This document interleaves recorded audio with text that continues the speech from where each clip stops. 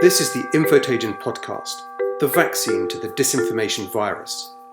Chris Steele, a former officer at MI6, the British Secret Intelligence Service, and the co-founder of Orbis, a private intelligence company, is best known as the author of the 2016 Trump-Russia dossier, containing allegations of links between members of Donald Trump's presidential election campaign and agents of the Russian government. The report led to the appointment of Robert Mueller as special counsel to investigate the allegations of Russian interference in the campaign. I'm Damian Collins, and I'll be joined for this Infotagion podcast by Chris Steele for his first on-the-record broadcast interview to discuss his insights based on over 30 years of experience in countering Russian networks of influence and disinformation. We'll also be hearing from the journalist Luke Harding, whose latest book, Shadow State, Murder, Mayhem, and Russia's Remaking of the West, was published last month, as well as from our resident disinformation analyst, Dr. Charles Creel. Chris Steele, it's fantastic to have you on the Infotagion podcast. A lot of what we've discussed in the past about campaigns of disinformation and indeed the work of the Digital Culture, Media and Sports Select Committee looking at disinformation took us back to Russia and the role of Russia and its networks in spreading campaigns of disinformation. This is not a new phenomenon.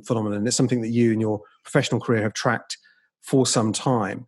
I mean, when did you first become aware of certainly Russian disinformation moving into the social media space beyond the traditional media channels that are deployed during the Cold War?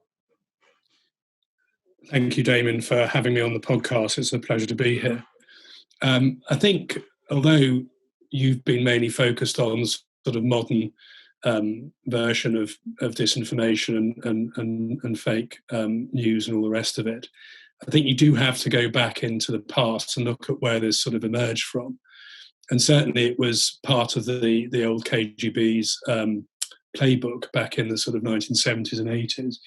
I mean, you remember very well the story about how the KGB tried to spread disinformation in the 1980s that the AIDS epidemic was something that had been started as a result of American biological weapons research.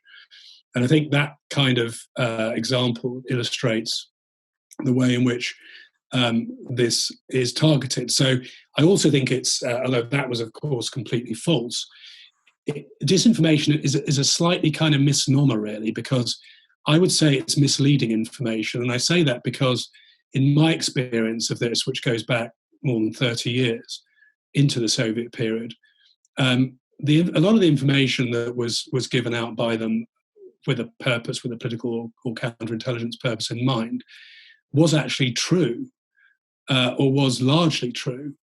And what you had to do is kind of read between the lines in sense of what's missing here, what's been overemphasized, what's been underemphasized. You know, you might, for example, have a weapon system that was said to have a range of 20 miles when its range was actually 25 miles, which would encourage the enemy in closer and could be destroyed. So I think it's quite a sort of back history of this.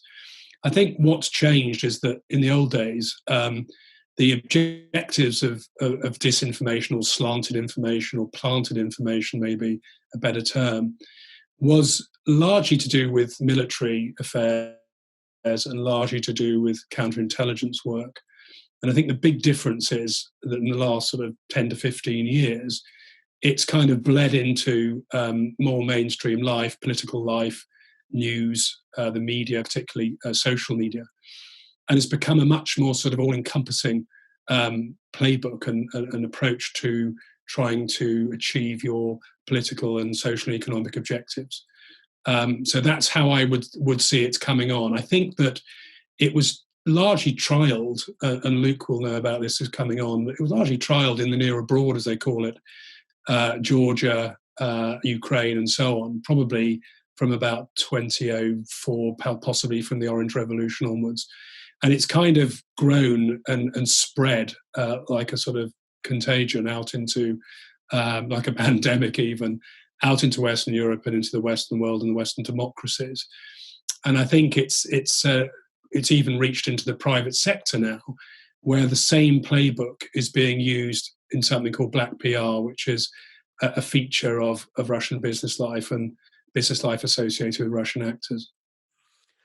I mean, should we regard Russian disinformation and interference in elections, particularly political disinformation, as a direct threat to democracy? And do you think the UK is a particularly strong target of these Russian operations? Depends what you mean by a direct threat to democracy. I think that I think what it does is it undermines people's faith in democracy and its trust in democracy, and particularly in elections, which, as I've said before, should be the apogee of our democracy, not the weak point of it. The other thing I think it's designed to do in its modern form is to create great polarity, great partisanship and divisions within political life, which we've not seen in democracies before. I mean, I think this is particularly bad in the United States, obviously, and it was summed up to me by that T-shirt that some Republican activists were wearing at one of Trump's rallies, in which it said something on the T-shirt like, better a Russian than a Democrat. And that's where we've got to in America. And obviously, I'm very concerned that we don't get to that point in this country, that national security issues can be bipartisan and that we can keep our politics moderate and mainstream for the most part, despite Russia and other actors, foreign actors, attempts to polarize us. I mean, it seems to be a legitimate concern to ask who is looking out for this. Because I remember when I was chair of the select committee asking Facebook about, was there any equivalent evidence of Russian interference in UK elections similar to what had been discovered in America? And Facebook said to me, well, unless you can prove that it happened or you've got an intelligence report showing it happened, then we won't look. And indeed, they're under no obligation to look. But if the intelligence community aren't looking or the government isn't looking, then who is? And I thought this was something very interesting coming out of the Russia report when it was published, that there seemed to be a lack of interest in finding evidence of this activity. I think it has to stem from policy. You know, if you are talking about the intelligence agencies, for example, in this country, they have to be tasked specifically to go after this kind of material.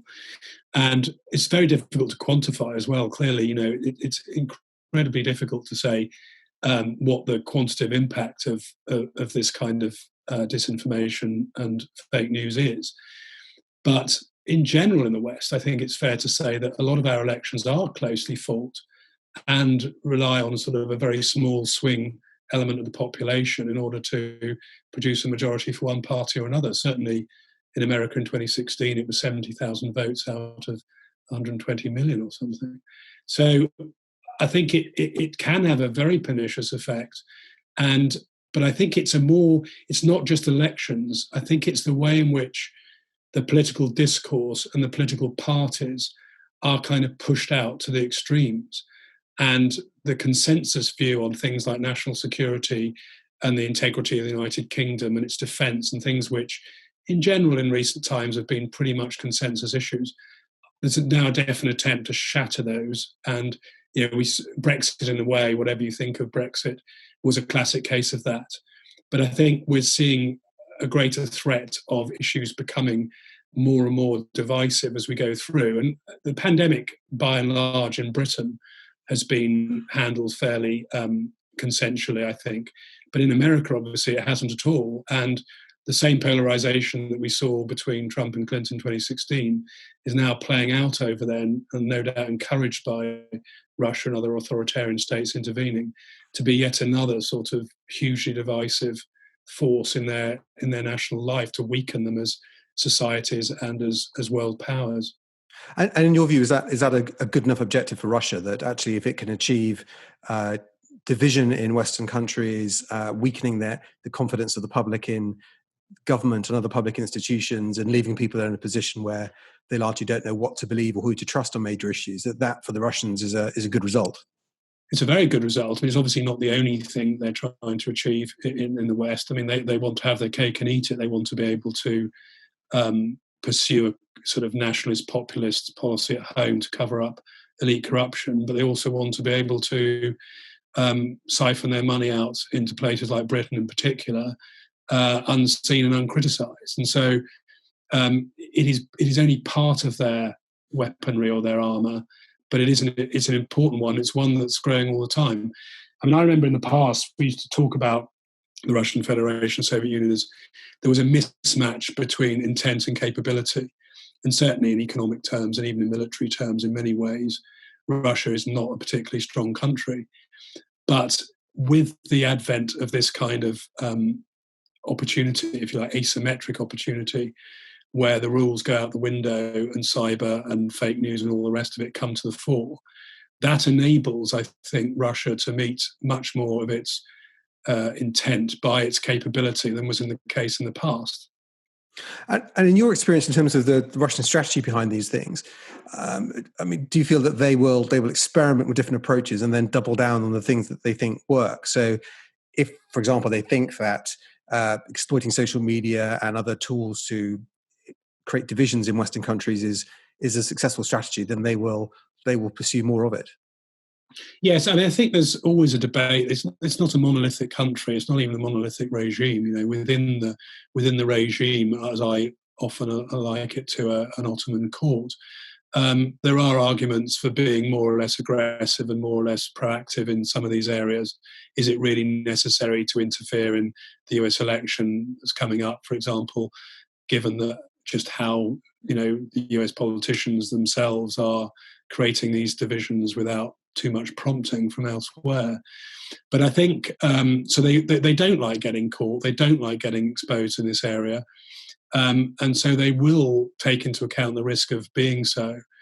And I think, you know, their response and their actions will be proportionate to A, the risk of being uncovered, and B, what the retaliation would be. And my argument would be that the retaliation has been wholly inadequate to this new phenomenon and this new threat to our way of life, which has encouraged them on. It's encouraged the hawks in the regime to push for more interference rather than less.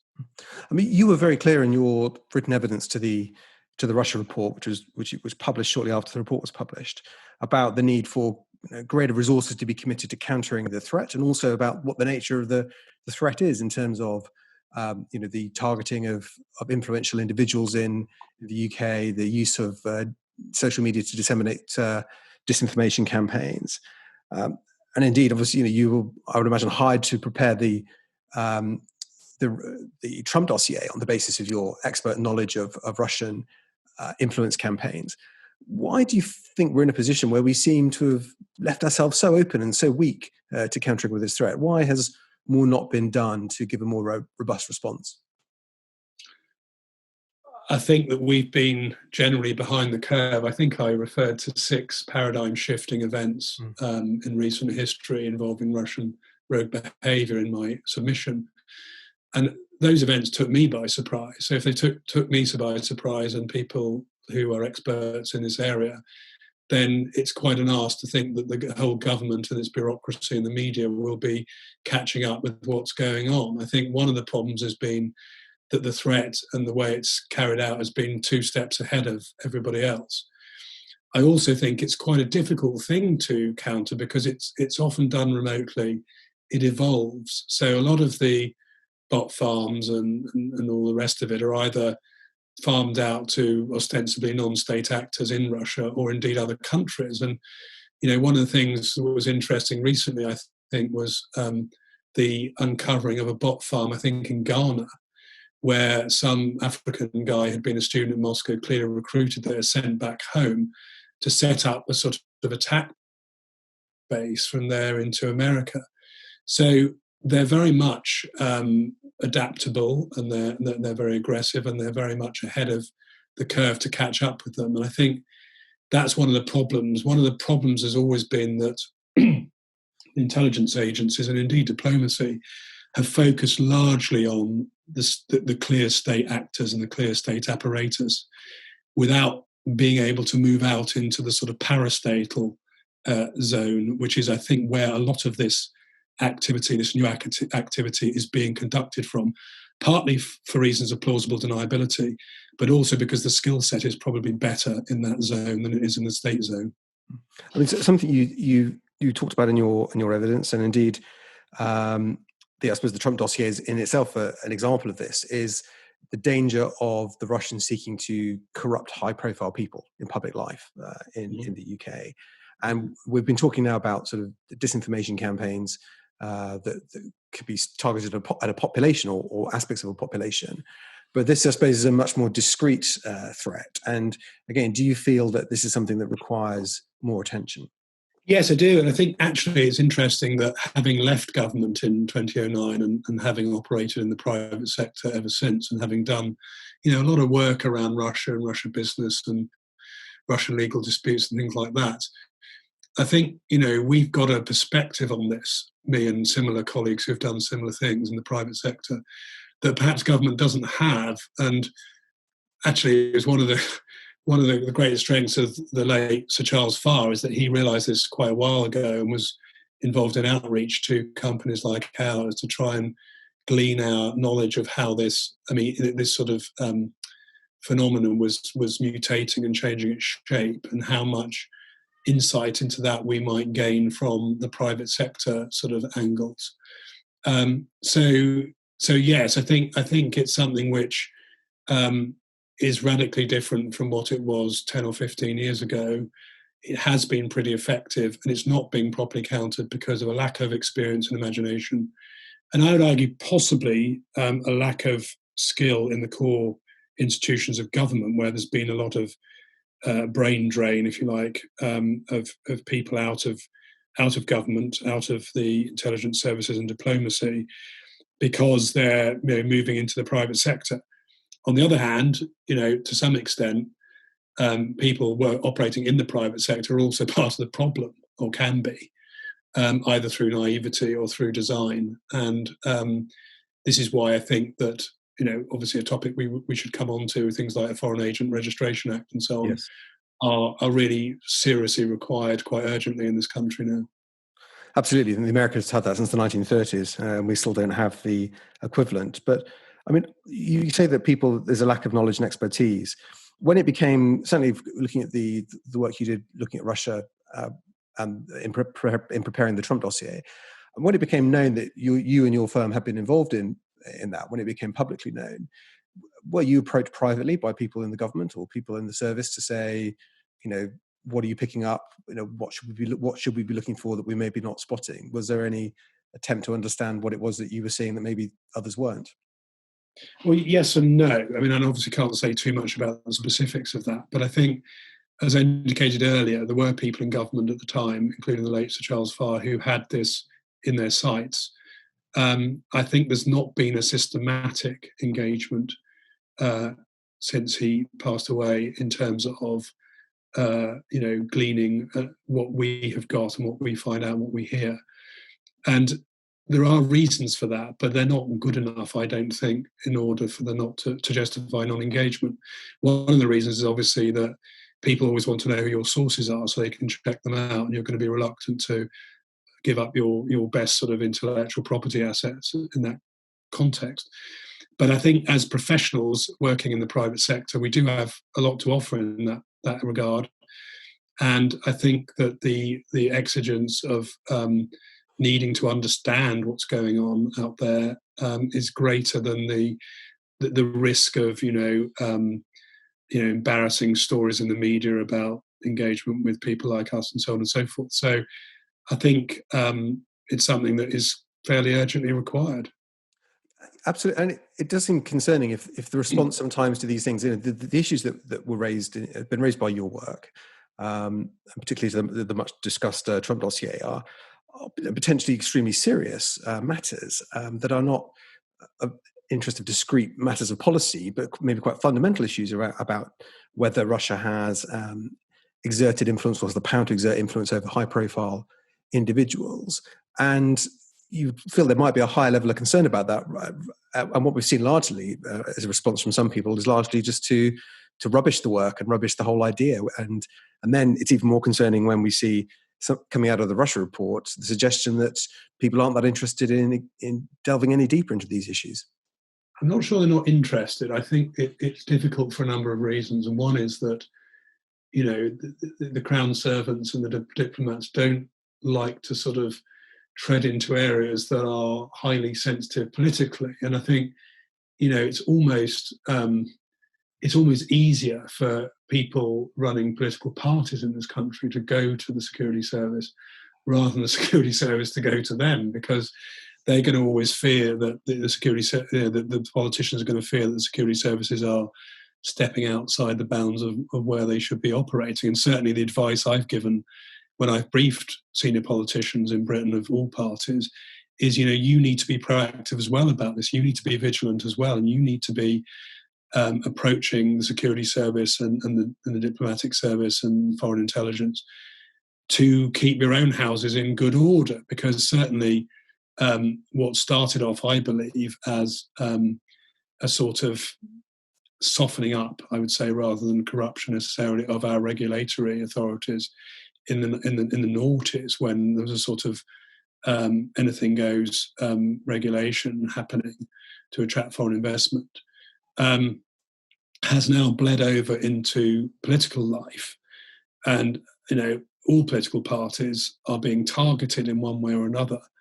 And I think they need to wake up to this, and they need to be proactive in countering it, because whether it's donations on the Conservative side or leaking of documents that are used in election campaigns on the Labour side through hacking or whatever, it needs to be an organised effort, counter effort, to make sure that this doesn't distort and disrupt our political life. Absolutely, and I think you bring up the documents used by the Labour Party in the election, which we now know came from the hacking of a cabinet minister's email account by the Russians, which is obviously extremely serious. Makes you wonder what other information they have access to. We obviously saw recently as well the hack of verified accounts on Twitter. We're coming up to another election cycle in America in November. Are you concerned about the vulnerability of that election to interference from Russia? And do you think we may see, as we saw in 2016, hacked documents being released during the campaign to try and embarrass candidates? I think it's entirely possible. I mean, I think, issues like the Black Lives Matter that's going on at the moment, and certainly trying to sow racial discord, I think that's already been reported into the congressional committees by the agencies in America as an area of concern in terms of foreign interference. And foreign governments have big stakes in this American elections coming up, particularly the authoritarian ones. And they're going to be very concerned at the idea that the apple cart might be tipped up by Biden winning. I mean, we've already seen a really significant effort through Ukraine of Russian disinformation coming out to try and discredit Biden and his son and Burisma and all the rest of it. And so I do expect to see more of this down the trail towards November. And from what I understand, I'm not a technician, but from what I understand, not a huge amount has been done to protect the integrity of the infrastructure and the election itself by Congress. And the problem is that the appearance certainly is that the Republicans in Congress think this is going to assist them and help them, and therefore they're not going to do very much about it. And I fear that we might see that coming over this side of the Atlantic at some point, which is why I'm so determined and to brief and to be non-partisan in our approach to helping political parties with this and helping the government with it. But from what you said, it sounds like we can't just leave this to the intelligence community in the service. This does require politicians making this a priority as well. Yes, particularly those that are sort of running, if you like, the main political parties. In the case of the Conservatives 1922 committee or whatever. Similarly with the National Executive Committee of the Labour Party, it is there are huge vulnerabilities that are created by democracy and by modern technology, and we're not catching up quickly enough with how our adversaries are able to and willing to exploit those things without really strong retaliation and deterrence existing. I'd just like to bring Luke Harding into the conversation at this point, who's been listening to our discussion. I mean, Luke, you've written extensively on this, and indeed, worked with Chris Steele on some of your published work and books as well. I'd be very interested to hear your reflections on what Chris has said, but also it struck me again, looking at the Russia report when it was published, a lot of what it covers isn't new, and it's been known about for a while, but yet we're still asking ourselves a question, or asking our governments the question, and other politicians the question, what are we going to do about it?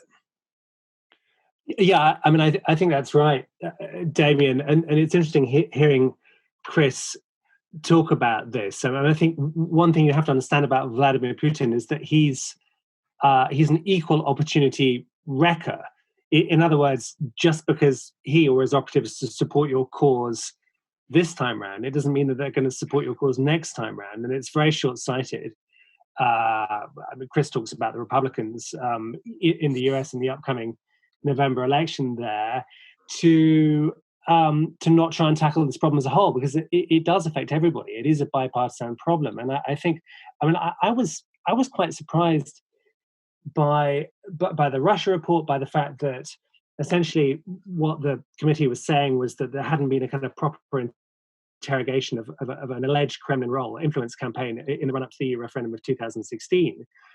Wherever you stand on Brexit, it's pretty clear that the Russians were pushing for it, because from Moscow, Brexit is a highly desired foreign policy outcome. It estranges London from Paris and Berlin. It weakens European unity. Obviously, the Russians want to see sanctions removed, which were imposed after the annexation of Crimea and the war there in 2014.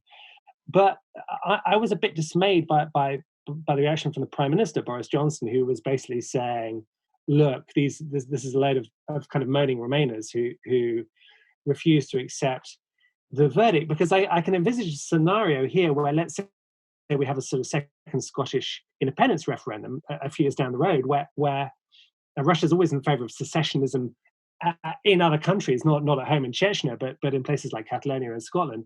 But I can see a big, certainly a social media operation, possibly a political operation, in support of Scottish independence, which is obviously something this government doesn't want to see. And so we've got to be mindful of this. I mean, I would endorse what Chris said earlier on about the whole social media operation. I think what's been really striking as someone who has followed Russian interference over a period of years is how it's improved. When I was a Guardian correspondent in Moscow, 2007, 2008, 2009, I was kicked out eventually in 2011. It was interesting that the trolls then, the social media operatives, they had mastered Russian language space, and they had just started posting comments on the Guardian or the Telegraph or the New York Times, and these were in kind of clunky English. They were obviously done by bots.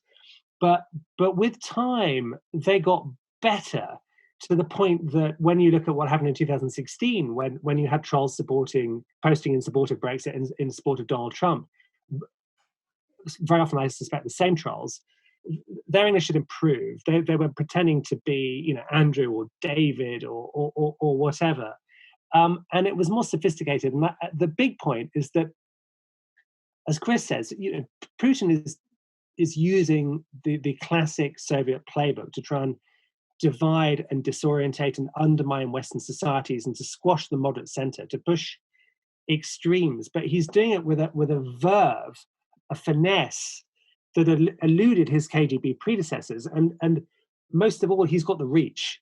Thanks to Facebook and Twitter, he can try and play with people's heads, to mess with people's heads. And I think we need to be kind of robust as citizens, as voters, as parliamentarians, to push back against this.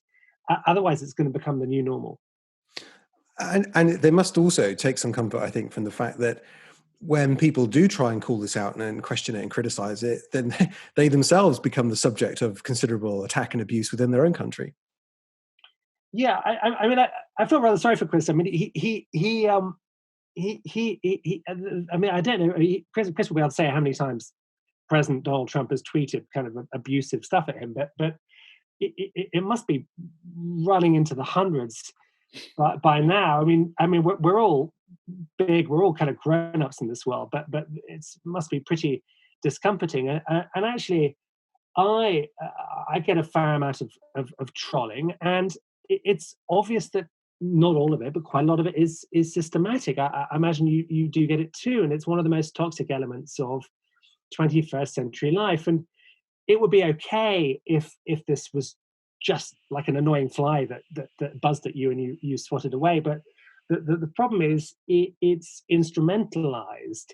The view in Moscow is that these social media campaigns work, and what we've seen in the last few years are these highly contested, highly divisive elections whether it's the last US poll, whether it's the Brexit referendum, where Russia will weigh in on one side for its own strategic advantage. And we've got to be clear, Vladimir Putin is not a genius. He's not sitting in Moscow, flicking switches, making things happen in London or Edinburgh or Washington. He's not the master of everything, but he's a kind of classic KGB opportunist and adventurist who will try stuff which sometimes works and sometimes doesn't, and exploits the open nature of our societies, the porousness of Western democracies, and turns it back against us. And we are in a very precarious time, I would say. And indeed, the tensions around coronavirus have probably brought that to a head again. And indeed, there seemed to be evidence of crossover between movements on social media, particularly on Facebook, that flip from talking about coronavirus, anti-mask, anti-vaccine, Black Lives Matter, and other political issues as well, and in a way that seems to be coordinated and sustained. Yes, I think that's right, Damian. And I think what Putin wants to do and his kind of operatives is supercharge the conversation. It's like, there is a fire. Putin didn't start the fire, but he's kind of paraphonizing the fire so it burns more brightly. And so it means that it becomes harder to have a reasonable, decent, bipartisan conversation. And I think that's quite dangerous. And the reason he does this, the reason he wants turmoil in Western countries, is because while we're kind of preoccupied with our own internal conversations and debates, where we can't even agree on science or medicine or whether we should wear a mask or not, it means that Russia can do its sort of sovereign thing around the world almost unnoticed and undetected, and is emboldened to do things in the near abroad. And if Trump wins a second term, I would be very nervous if I was sitting in a Baltic country or maybe in Ukraine. I think it's quite possible something else can happen again there. But also, Russia is kind of operating globally. It's playing an increasingly big role in Libya, in Syria already, where there have been military operations for a couple of years, in the Central African Republic and other African countries. And as Chris was saying earlier, this is often done in a parastatal way. It's done by oligarchs, by intermediaries. It's done deniably. And that was one of the things that struck me about Chris's evidence to Parliament and to the Intelligence and Security Committee, was there's a sort of idea that Russian spying is done in London by generals with big eyebrows and olive green uniforms and sort of rattling medals. It's not. It's done by charming, plausible, clever, English-speaking intermediaries who read novels, who are very decent, but actually ultimately are working for a hostile state that wishes the UK and the US ill. And we need to be careful. And these same people, whether they're oligarchs or career intelligence officers, have enriched the City of London. That they've paid huge numbers of fees to lawyers, to accountants, to real estate people, to private school headmasters. And this is partly a story about not just faraway corruption, but the ability to corrode our own societies here at home.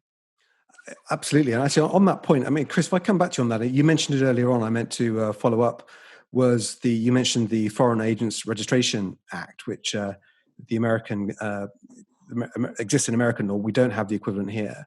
I agree with you, and I think we should introduce that, and I'm pleased to see the government has spoken, suggesting that it will. What sort of powers do you think that would give us now that we don't have? Do you think it's an effective response? The obvious answer to that is it depends how it's framed and how it's implemented. I mean, one of the surprising things about the Bribery Act that was introduced, I think in 2012, is that because it was really quite hard-nosed, it hasn't been implemented very much, and I'm not sure the extent to which it's therefore served as a deterrent compared with the Foreign Corrupt Practices Act of the US, which is actually used and deployed quite widely, and certainly, in my experience, acts as a deterrent. So I think it's all about framing. I absolutely agree it's necessary. The Australians have brought one in much more recently that's perhaps more appropriate for a modern society, because the American one has been updated. It started in the 1930s, my understanding, to prevent the Nazis from Germany proselytizing and paying agents in the United States. So, yes, there's a whole range of things that you can do. I think your colleague in Parliament, Bob Seeley, has a paper that's circulating at the moment, which has a sort of hard, medium, and soft options. And having had a look at that, I think, and I would recommend other people do look at it. For me, the middle course, the medium option, is the one which retains some criminal sanctions, but it's also some civil sanction, but also defines reasonably clearly what you're talking about as sort of state actor. If you've got a majority state-owned enterprise in a critical sector of the economy, or a government largely funded organisation, like Ross Satrunich, for example, in the case of Russia, then I think you do create a good deal of deterrence, and you do create the environment which doesn't just snuff out free speech or enterprise, but does give you greater security. And of course, underlying all this is a tension, and we have to admit it's there, between the wealth creation sort of agenda of a government and its national security agenda. And particularly post-Brexit, where obviously we do want to attract foreign investment, but not at any price, and not if it leads to the distortion and corruption of our political life. Well, indeed, I think we've seen from some of the recent investigations into donations and whether donations were made from overseas, which is against the law, that actually if someone in another country is prepared to give someone in the UK some money on the understanding they will donate that to a political party, there's nothing in our system that really stops you doing that, even though that would be clearly a massive abuse. I agree. And I think the other thing we have to be very careful of is taking at face value, somebody who becomes a British citizen and claims to be a dissident. I mean, my experience is that all Russians are either afraid of the Kremlin or indeed, as part of that, trying to reinsure or have a situation where they can trade something with the Kremlin if the rainy day arrives. So I think we've got to be very cautious of all that, and of all the loopholes that clearly are there, where a foreign citizen has a British registered company, and the British registered company gives the donation. The donation is not discovered until several months after it's been made, which can be that the donation has been made before a general election, doesn't come to light until after that general election, and so on. I mean, I think it's you've just got to get wise to what the different loopholes are and try and close them. Absolutely. And I mean, Charles Krill, you've been listening in as always on our podcast. It's great to have you with us again. Just as we've been going through this, I've been thinking about some of our previous work. I was thinking about Dr. Kogan, who, remember, the man at the centre of the Cambridge Analytica Facebook data scraping scandal, who at the same time was also received funding from the Russian state to do research into cyberbullying at the University of St. Petersburg. There seem to be plenty of people that move effortlessly between these different worlds. Well, what are your thoughts listening to what Chris and what Luke have had to say? Well, I have a couple of thoughts listening to it, and some questions come to mind as well. I mean, one thing, if we say Dr. Kogan or almost anybody else who we know has been operating and may well have been funded as well, as if Russia is so keen not to be caught interfering in elections, I wonder, one, why do we keep catching them? But also what kind of methods they may be developing now to go undetected, given that it's clear that everyone's eye is on them at the moment. And the other thing that really came to mind listening is that I wonder how destabilization of the West doesn't undermine what Chris spoke about both pursuing a national populist policy, but at the same time siphoning money out to the West. And if it's not undermined, what does an end game look like, both for the Kremlin court and for Russia as a country?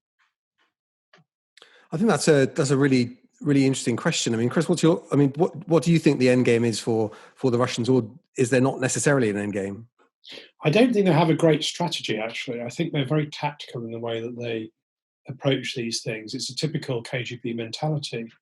It comprises of being tactical and opportunistic, of not actually wanting to get caught in most instances, and of over-personalising everything. And this is what they do. And Russia is run by intelligence officers, for good or bad. And they've fanned out into all the big state enterprises. You've got people at Rosneft and the State Arms Corporation, other places, in the banks even, being run by former counterintelligence officers. And so you have to understand that mentality. What does an good outcome look like for Putin and co? Is basically a sort of permanent tactical advantage. They're clearly not leading Russia to any great strategic future or strategic strength. But what they are concerned about is protecting their own backs and their own wealth. And the way in which they do that, obviously, is by successfully siphoning it away from the risk of instability back home as much as they can, and of keeping the sort of West either divided or distracted or anesthetized to what they're actually doing. And I think, the whole issue of unexplained wealth orders, of uncovering ultimate beneficial ownership, of the way in which sanctions have been dodged by giving assets over to people's nephews and son-in-laws and a whole sort of princeling class, even going as far as divorcing your wife if it means that you can protect a large part of your assets from OFAC and sanctions. So I think I don't see it as some great game, some great end game. I see it as tactical survival and prosperity and a way in which they can stay in power, because if you're in a country like Russia or China, you have to stay in power. There's no question that that's the fundamental point. And the other point I was going to make, I haven't had a chance to yet, was that I think a number of other leading authoritarian countries are taking note of what Russia's doing and Russia's been seen to achieve and are following suit. I think I did make some reference to it in terms of 2020 in America, but I think more generally, I think this playbook is catching on because it's seen to be quite effective. What the sort of? Can I just jump in? I agree with Chris, and I think what's interesting is that this particular bunch of Russian leaders who are, as Chris says, basically KGB, they are more vulnerable in a way that their predecessors are not, because the project at home is this kind of noisy revisionist nationalism of Crimea is ours, of imperial restoration, of Russia being a great power again under Vladimir Putin after 2 decades. But actually what we know is that Putin's sort of friends, they're all multi-billionaires, and they have enormous numbers of assets in the West. They have yachts parked off Corsica, they have wine collections in Switzerland, they have property in central London, often family over here as well. And that does give us purchase. If there's political will, there are all sorts of things that the British government can do. And I'll just say lastly, I mean, I was one of a big group of investigative reporters who did the Panama Papers and the Paradise Papers, which was a leak of millions of offshore documents. And I was just struck how the Kremlin leadership, including Vladimir Putin or people close to him, his best friend, Sergei Roldugin, were using British companies, British corporate structures registered at Companies House, accountants sitting in the Isle of Man, trust funds in Jersey, to hide their wealth, or in overseas territories such as the British Virgin Islands.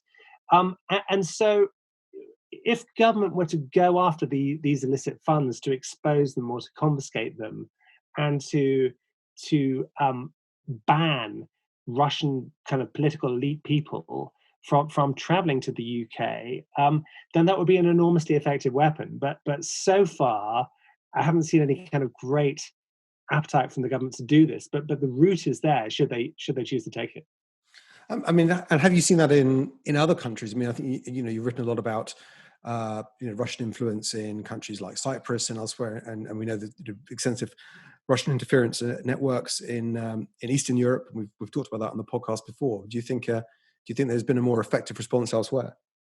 Well, I mean, I think all politicians and kind of financial agencies are trying to grapple with the problem of how you deal with a aggressive, angry, irrational zero-sum Russia. I mean, it's a strategic problem for everybody. But in terms of the kind of the financial aspect, a few countries have done better. I mean, after the Panama Papers came out, the German tax police raided a few banks, kicked some doors in, arrested people. And in this country, we really didn't do that. I mean, one or two solicitors who had been involved in pretty egregious cases featuring the daughters of the Azerbaijan president were belatedly hauled up and fined. But there was nothing on a kind of huge scale. And my understanding is that these sort of the weaknesses in the British corporate system, where there are a few checks, no one ever follows up, and the NCA, the National Crime Agency, is under-resourced. Our mechanism is not adequate to the problem. I mean, London is the money laundering center of the world, pretty much. I mean, if it's an octopus or a giant vampire squid with its tentacles around the globe, London is the sort of the cephalopod brain and beak. So we have enormous power theoretically, but a lot of people who are called out in the Russia report, intermediaries, facilitators, have grown quite rich on this tide of money. Not all of it corrupt, but a lot of it corrupt, coming from the East.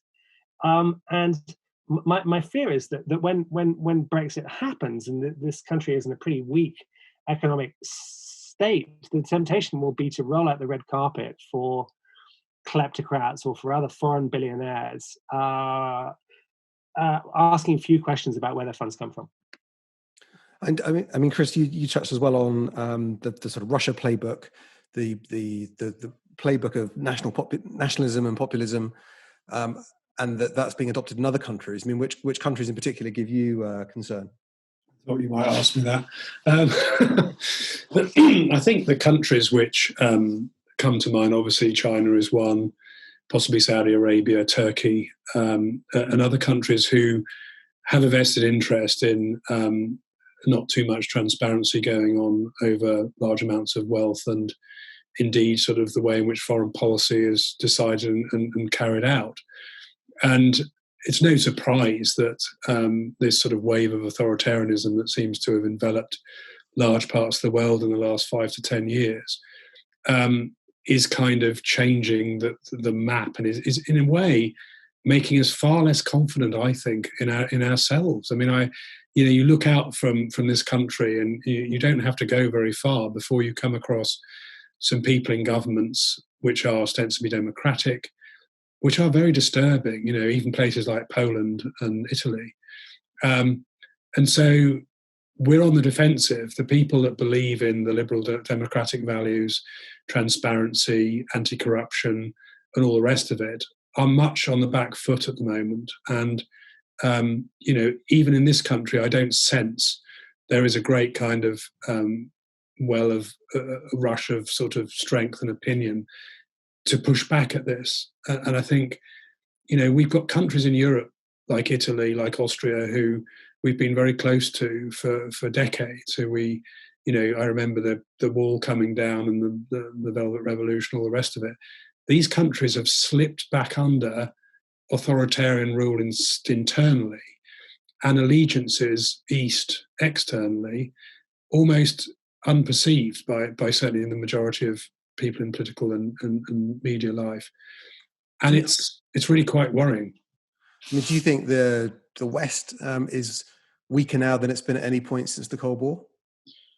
Yes, without doubt. And I'm not sure that the West as a concept, as opposed to, say, liberal democracy or whatever, quite makes the same sort of sense that it did. I mean, you look at NATO. Turkey is technically a member of NATO and always was a pretty hard-nosed member of NATO up until fairly recently. Now it's just ploughing its own furrow and doing things in Syria and Iraq and so on, which you couldn't have imagined them sort of getting away with, buying Russian weaponry. Our international sort of internationalist institutions and alliances that we've relied on for 70 years to keep peace and prosperity are either weakened or destroyed, I think, in this sort of wave of popular nationalism that we have experienced. And I think the handling of the pandemic, if to go off the topic slightly, just shows you how fragmented the international community has become. And I mean, you've mentioned a number of countries there who are NATO, part of the NATO alliance. I mean, does that mean from an intelligence point of view, there are countries that are our allies, but whom we wouldn't feel confident sharing intelligence information? I wouldn't. I mean, other people make other judgments, but certainly there are countries in NATO that I wouldn't feel comfortable sharing intelligence with on, say, Russia. Quite clearly. I mean, counterinterrorism is slightly different, but certainly from a counterintelligence point of view, I would be pretty cautious with some of these people and these governments. Yeah. And I mean, just as we sort of come to a close, I mean, given everything we've talked about at the moment, Chris Steele, what keeps you awake at night? Worrying what my kids are doing out at nightclubs, though thankfully the pandemic's put an end to that. No, I think what keeps me awake at night is the erosion of our basic values and institutions, the lack of leadership of the United States, which has been our staunch ally in these areas for decades, and I think the complacency in many ways, and the sort of inward-lookingness of even our country and our government, which and we've been, one of the most important internationalist forces since the Second World War. That's what keeps me awake at night, that we're actually losing this battle, and half the people that should be fighting it are not even aware it's really going on. Thank you. Chris Steele, Luke Harding, thank you for joining us on the podcast. You've been listening to the Infotagion podcast, hosted by me, Damian Collins, and featuring Chris Steele, Luke Harding, and Charles Creel. It was produced by Lucy and David Dargahi. You can find out more about Infotagion, the independent COVID-19 fact-checking service recommended by Ofcom, and send us examples of disinformation you've seen by visiting our website, infotagion.com, or using #IsolateTheLies on Twitter, Instagram, and Facebook. Thank you. Until next time.